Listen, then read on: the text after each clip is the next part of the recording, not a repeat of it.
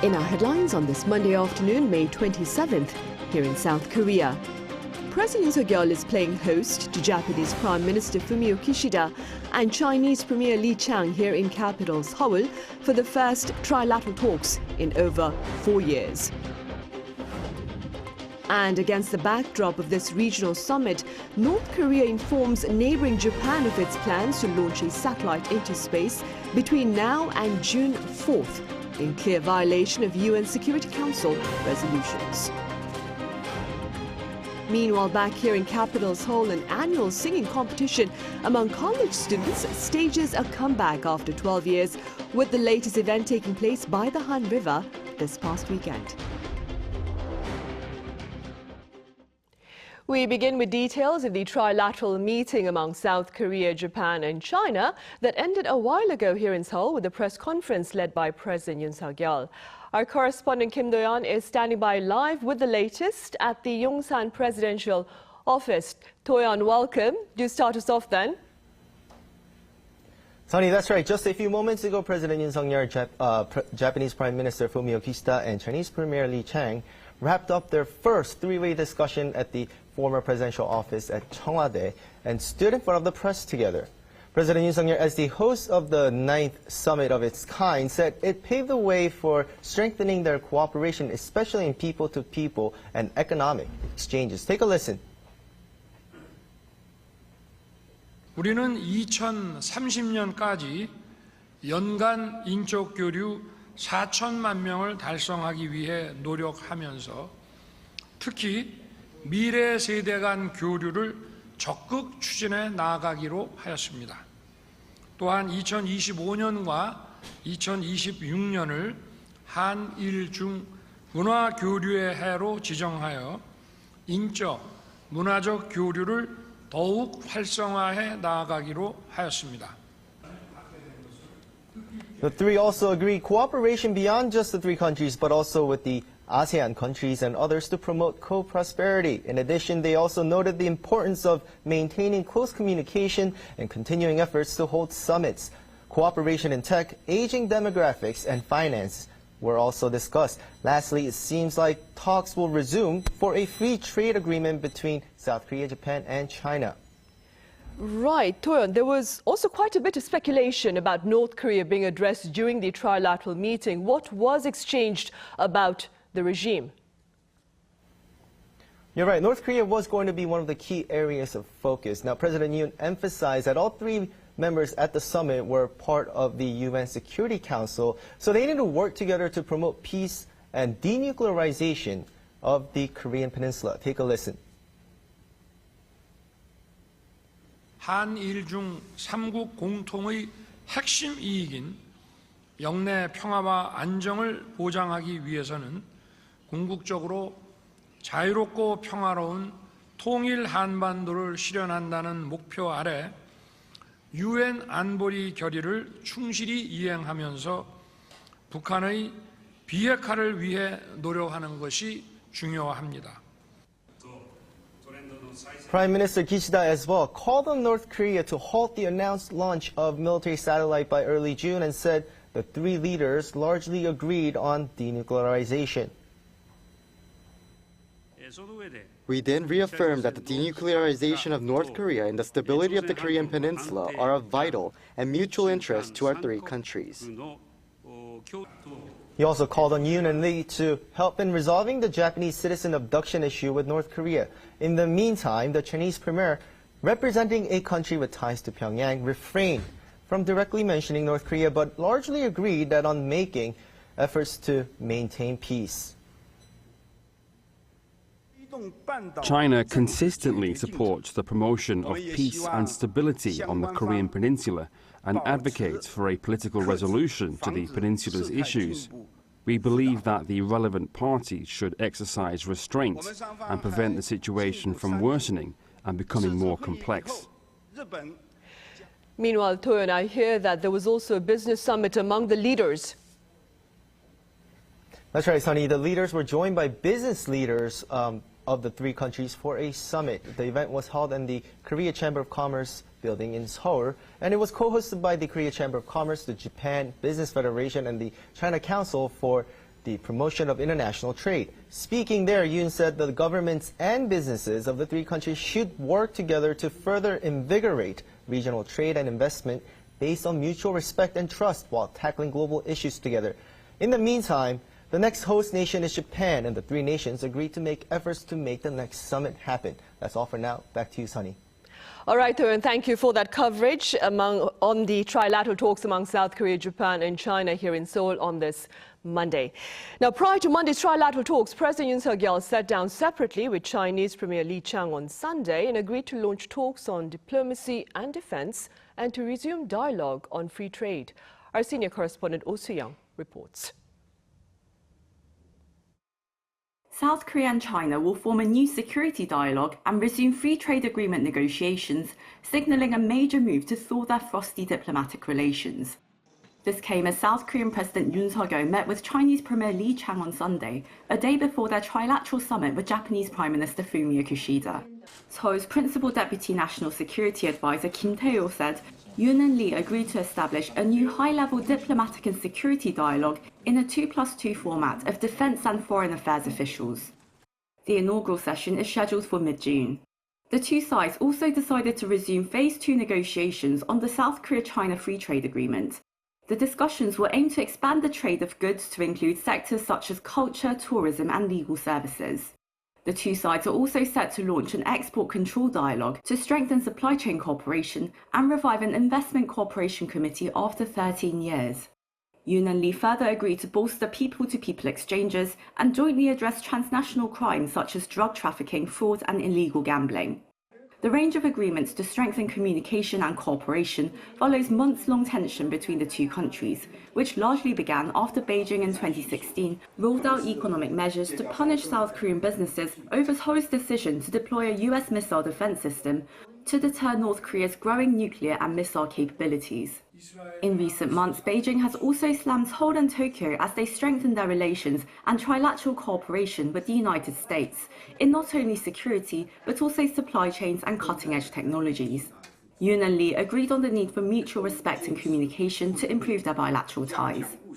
저는 한중 양국이 우리의 양자 관계뿐만이 아니라 국제 사회의 평화와 번영을 위해 긴밀하게 협력해야 한다고 생각합니다. 최근 양국 간에 다양한 분야에서 장관급 대화가 재개되고 지방 정부 간 교류도 활성화되고 있습니다. 양국이 앞으로도 계속 교류와 협력을 강화하고 서로 존중하며 공동 이익을 추구해 나가기를 희망합니다. The Chinese side would like to work together with South Korea to become good, trustworthy neighbors and partners who support each other to achieve success. While Yoon and Lee mainly focused on economic issues, with limited time for more sensitive geopolitical matters, a presidential official told reporters that Yoon addressed North Korea's nuclear capabilities and military cooperation with Russia. In recent years, Beijing and Moscow have vetoed about a dozen Security Council attempts to slap stronger sanctions on Pyongyang, despite its growing belligerence. Yoon urged China to fulfill its role as a bastion of peace and as a permanent member of the United Nations Security Council. His official warned North Korea's launch of a military reconnaissance satellite using intercontinental ballistic missile technology looks imminent, with the regime possibly carrying out other missile provocations. Oh Soo-young, Arirang News. And President Yoon Suk-yeol back on Sunday also sat down with Japanese Prime Minister Fumio Kishida as their governments agreed to set up new channels of communication on hydrogen technology and natural resources. The two leaders welcomed the fresh cooperation while reaffirming their commitment to enhancing ties in the fields of energy, economic security, advanced technology and supply chains. During their 50-minute meeting, President Yoon also touched upon the alleged government pressure on Korean portal Naver regarding its co-ownership share in the company that operates social media app Line, which reportedly dominates digital life in neighboring Japan. With regard to the alleged pressure, Prime Minister Kishida said Tokyo is simply requesting a review of Line's security setup following a recent serious security breach. Now, against the backdrop of these high-level regional talks, and as mentioned earlier, Pyongyang has informed Tokyo of its intentions to launch a satellite into space between now and early June in clear violation of UN Security Council resolutions. Our North Korean Affairs correspondent Kim Jung-sil reports. Another satellite launch warning by North Korea was issued early on Monday. Japan's Coast Guard received an email from the North that it plans to launch an artificial satellite between Monday and June 4th. Pyongyang also gave notice of 3 locations of potential danger following the launch. The projectile will likely fall in one of 3 places, 2 of which are in the southwestern area of the West Sea and 1 in the Pacific Ocean east of the Philippines. Here's what a South Korean military spokesperson had to say about the announcement. North Korea's launch of a military reconnaissance satellite is a provocative act that violates UN Security Council resolutions. Our military will take measures to demonstrate its strong capabilities. South Korea, the US, and Japan are working together in the case of the launch, and South Korea and the US are closely monitoring North Korea's moves. The Ministry of Unification also told reporters on Monday such a satellite launch is a clear violation of a UN Security Council resolution that bans all missile launches using ballistic missile technologies. The ministry demanded that Pyongyang immediately halt its illegal satellite launch plans. North Korea previously launched a satellite back in November, which successfully entered orbit after failures in May and August. South Korean intelligence authorities said Pyongyang got help from Russia after the November launch. On Sunday, Yonhap News reported citing a senior defense official that a large number of Russian experts have entered the north to support its satellite launch efforts, saying a launch could be imminent ahead of the Trilateral summit between Seoul, Tokyo, and Beijing. Kim Jung-sil, Arirang News. In other news, the Korea AeroSpace Administration officially opened its doors earlier on this Monday in Sacheon City in Gyeongsang-namdo Province. According to its inaugural chief, Yoon, the agency will seek to shift Korea's space initiatives to private sector-led ventures from government-led projects. The new administration begins its mission with over 100 staff members, but recruitment continues until a total of 293 positions are filled. President Yoon Suk-yeol shared plans for the establishment of this entity in November 2022. On the international front, French President Emmanuel Macron is in Germany for a 3-day state visit that began upon his arrival in Berlin on Sunday to meet with German President Frank-Walter Steinmeier at the presidential office. Mr. Macron's trip marks the first French presidential state visit to Germany in 24 years. The French leader has highlighted the importance of the Franco-German relationship in playing a key role in Europe as the bloc's 2 biggest powers, despite the very different leadership styles that he and German Chancellor Olaf Scholz share. This latest bilateral interaction comes ahead of the EU parliamentary elections in June, amid major concerns including the war in Ukraine and the uncertain fate of the US presidential election in November.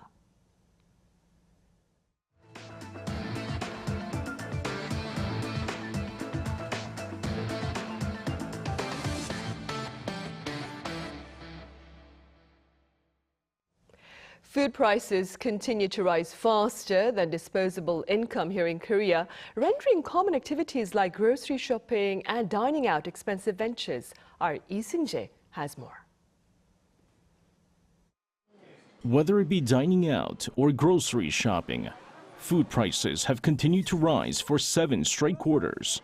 The latest data released by the Korean Statistical Information Service on Monday, the rate of increase in food prices exceeded the rate of increase in disposable income in the first quarter of this year.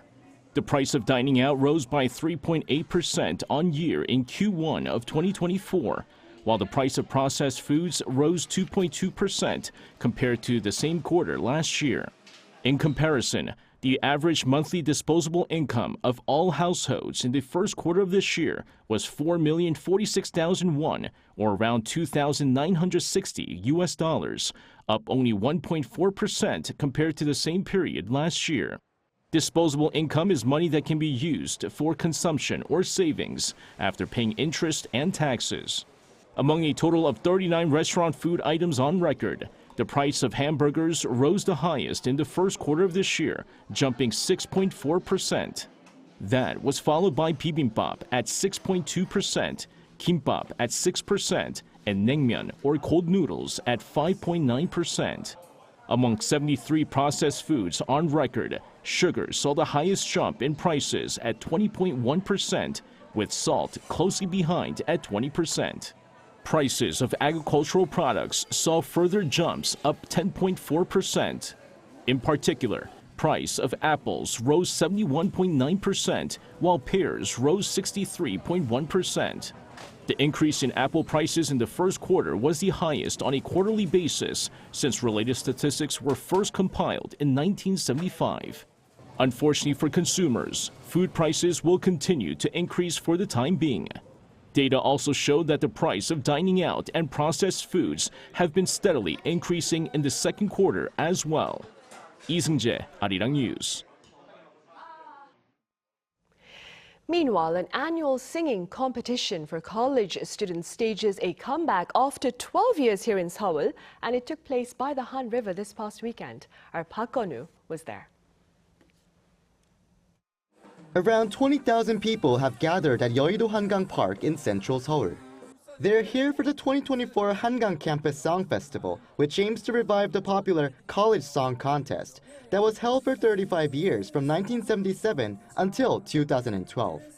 College students take part in a singing contest with songs that they wrote themselves. Because this is being held after a long time, I'm hoping to see participants become singers like Shinechal. The college song contest, widely known as a gateway for singers to make it into the industry, has produced the likes of Shinechal and Shimsubong. On Saturday in Yeouido, the participants all had their own musical aims and ambitions. The time we perform on stage is also another page of our youth. I hope all the young people watching our performance feel happy. I hope people slowly walk through their life instead of being hasty. That's the message I want to deliver through my song. At this year's competition, a total of 264 teams auditioned to make it to the finals, and 11 were chosen. The total prize money of around $14,000 was split with 5 teams, while half of the amount went to the final winner. Among the 5 winners, the band named Pentacle won the grand prize. I was so surprised and thankful because I didn't expect such a big prize. I'm going to spread a lot of hope and kindness to people. With the prize money, I will release Moonlight, the song we showed to you tonight, also with a music video. Let's go! Even though the festival lasted for over 2 hours, thousands of people remained in their seats. As a big fan of music, I hope this event happens every year because I was so happy and touched. Seoul Mayor Oh Se-hoon attended the event and said he'll do his best to make sure the competition happens next year, even bigger and better. Park Gon-woo, Arirang News. Korean adoptees living beyond borders were recently here in Seoul for a gathering that seeks to offer them the chance to learn about their roots and more. Our Choi Seong shares their story. It took 50 years for Julia, born with the name Park Hae-kyung, to return to her birthplace. Yeah, it's interesting. When I landed in Korea, I felt like I was coming home. It's almost like I felt it in every cell of my body that I had finally returned to where I belong. She reunited with her birth family in February this year. Our books begin at chapter 2. The introduction, the table of contents, the first few chapters are ripped out. So learning the story was valuable, incredibly valuable, but I think more so just seeing their faces and seeing how much I look like them and to feel a connection that's unlike I've ever felt. Heidi, adopted by a U.S. family in 1974 when she was 6 months old, said that all her curiosity about Korea, which she had intentionally kept hidden, came flooding out all at once. It just came at that pivotal moment for me.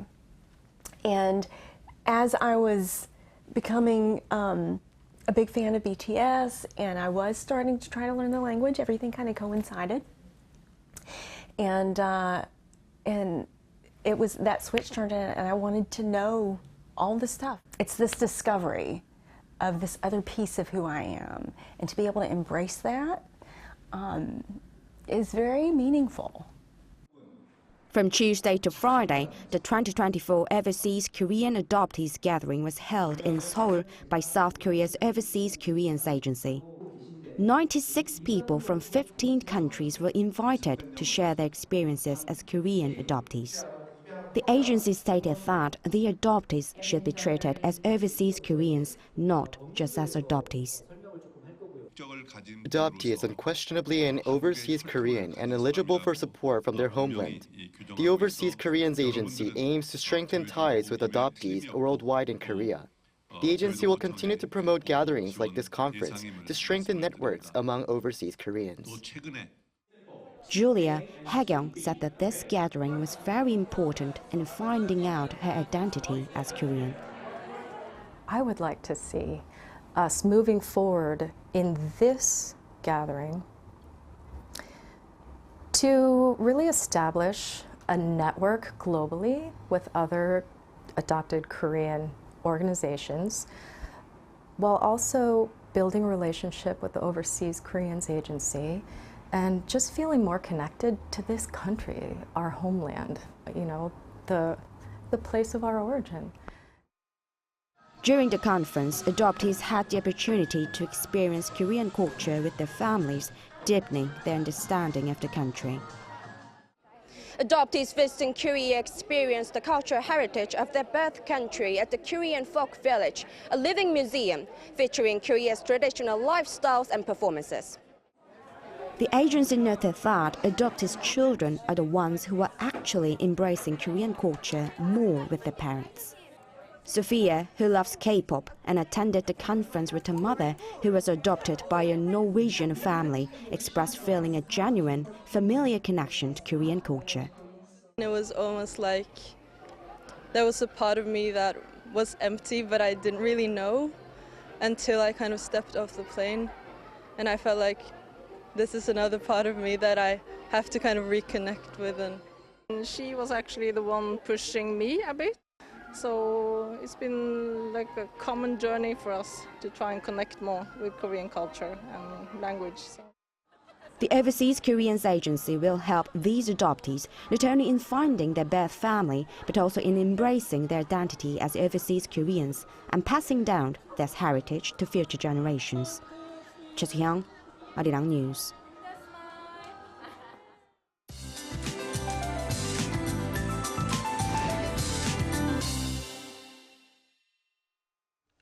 Good afternoon. What a bright start to the new week. Most parts are having lots of sunshine to start off the new week, with temperatures hovering below or right around the norms in most parts of Korea. But sunshine is beaming down, boosting UV rays to very high levels during the hottest parts of the day, which is between noon and 3 p.m., so sun safety is a must. Meanwhile, parts of Gangwon-do and Jeju will see more clouds than sunshine today, with less intense UV rays. But in brief, pleasant weather for most regions with comfortable temperatures. Central parts of the country are having highs that are 1 to 5 degrees lower than yesterday at 23 degrees here in Seoul and over in Daejeon. Daegu is a couple of degrees lower but warmer in Busan, both topping out at 26 degrees Celsius. Then we are expecting a warm and mostly sunny last week of May, with afternoon temperatures hovering in the mid-20s here in Seoul. With that in mind, let's take a look at the international weather conditions.